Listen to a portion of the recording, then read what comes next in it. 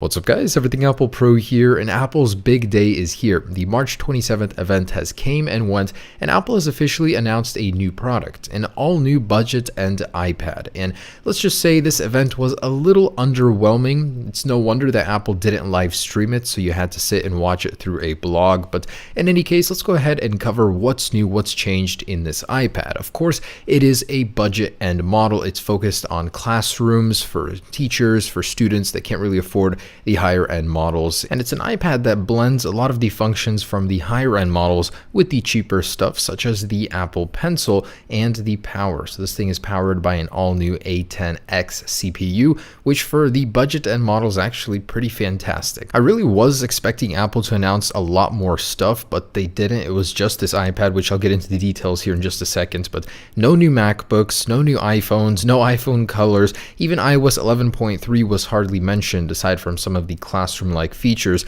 and yet no date was given on that. So we might still, see a release date here any day, but really it's unknown at this point in time. Now, Apple kicked this off by saying that the $329 iPad has been their most popular by far. Classrooms everywhere have been buying them just because of the affordability, and they wanted to continue that tradition since forever they've been already in classrooms with the iMacs and all that. So pretty much Apple has been collaborating with classrooms for the longest time, and they want to keep that tradition alive, keep inspiring kids and all that. And what better way to do that than to introduce an all new iPad where even more is possible for the same amount of money as the previous $329 iPad. The amazing thing is they kept the costs low while including some of the most top end stuff, support for the Apple Pencil, a Apple A10X CPU, which is incredibly powerful. And alongside this new iPad, there's been a lot of updated software such as smart annotations in Keynote and presentation software. So in general, it's just been made much more friendly for the classroom as Apple's understanding the needs of most of these students. So in a nutshell, this is the summary of what you'll be getting on this new iPad. Of course, Touch ID, unknown if that's second or first generation.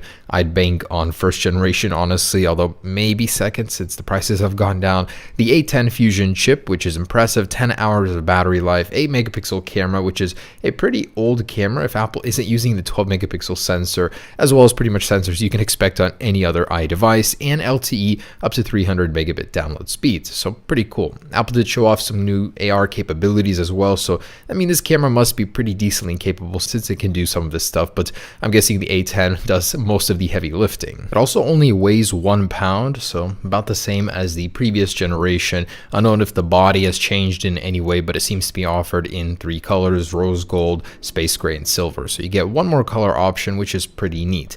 Apple did also talk a lot about classroom features, so class kits where teachers will be able to manage a bunch of students with their Apple IDs very easily, and the amount of iCloud storage that you get has gone from 50 gigabytes to 200 gigabytes for no extra charge, which is nice of Apple to do. And interestingly enough, they did show off some third-party cases from Logitech, which is unusual of Apple to do. They usually sell their own at this event. So pretty much in a nutshell, this iPad is focused on students, and it's not very expensive. It can't do too much, but at the same time it can do a lot of what the higher end models can do for way less. So Apple's strategy is pretty much leave nobody behind, give everyone what they need from an iPad despite what price point you come in and buy an iPad at. So overall, yeah, I am a little underwhelmed, but then again, Apple didn't stream this event publicly for a reason. This is just focused on students and teachers, classrooms, so that they can get a private screening of this new iPad that's focused towards them. In any case, still pretty cool of Apple to do this. I could certainly see Apple applying the same strategy to a budget end iPhone, whether that be the iPhone SE2 or the new LCD model,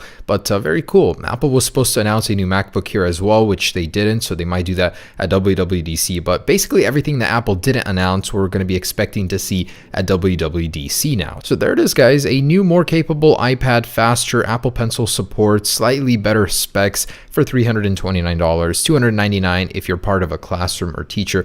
You can buy this for that price. So this should be available to order today, and you'll be receiving it within a week. Thanks for watching, guys. That's it, and stay tuned for more info. Peace.